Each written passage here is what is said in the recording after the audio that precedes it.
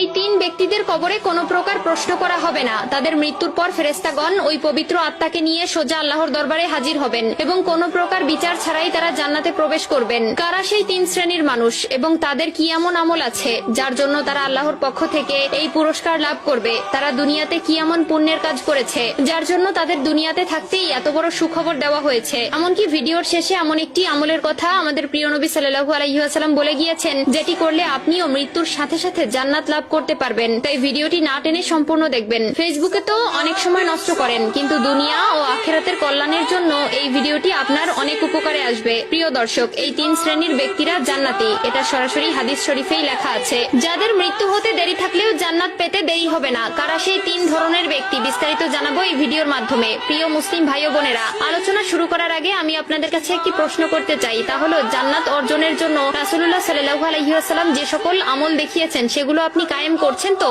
যদি করে থাকেন এবং প্রিয় নবীকে অন্তর থেকে ভালোবেসে থাকেন তাহলে কমেন্টে আলহামদুলিল্লাহ লিখে যাবেন। আর যদি শুরু করবেন ভেবে থাকেন তাহলে ইনশাআল্লাহ লিখে যাবেন। ভিডিওটি শেয়ার করার মাধ্যমে অন্য সকল মুসলিম ভাই বোনদের মাঝে ছড়িয়ে দিন। আপনার একটি মাত্র শেয়ারে এই তিন প্রকার জান্নাতি ব্যক্তিদের সম্পর্কে অন্যরাও জানতে পারবে। প্রতিটি মুসলিম ব্যক্তির স্বপ্ন পরকালে জান্নাত লাভ করা। আমরা প্রতিনিয়ত হাজার আমল করে থাকি, কিন্তু কেমন হবে যদি জান্নাত আপনার জন্য অপেক্ষা করে? আপনি যখনই মৃত্যুবরণ করবেন সাথে সাথে জান্নাতের দিকে অগ্রসর হবেন। শুনে আশ্চর্য হচ্ছেন? হ্যাঁ, এমনই তিন ধরনের ব্যক্তি আছে, যাদের মধ্যে প্রথম কাতারের ব্যক্তিবর্গরা হচ্ছেন যারা শহীদ হয়েছেন। এখানে শহীদ বলতে উল্লেখ করে তাদেরকেই বোঝানো হয়েছে যারা দ্বীন ইসলাম প্রচার ও তার রক্ষায় সশস্ত্র কাফেরদের হাতে নিহত হয়েছেন। তবে মহানবী সাল্লাল্লাহু আলাইহি ওয়াসাল্লাম এই এক শ্রেণীর লোক ব্যতীত আরো কিছু মানুষদেরকে শহীদের খেতাব দিয়েছেন, যারা মূলত দুর্ঘটনায় মৃত্যুবরণ করেছেন, তবে আত্মহত্যাকারী চির জাহান্নামী। দ্বিতীয় শ্রেণীর ব্যক্তিবর্গরা হচ্ছেন তারা যারা জুমার দিন বা রাতে মৃত্যুবরণ করবেন। আমরা সকলেই জানি হাদিস ও কোরআনে জুমার দিনকে সাপ্তাহিক ঈদের দিন বলে ঘোষণা দেওয়া হয়েছে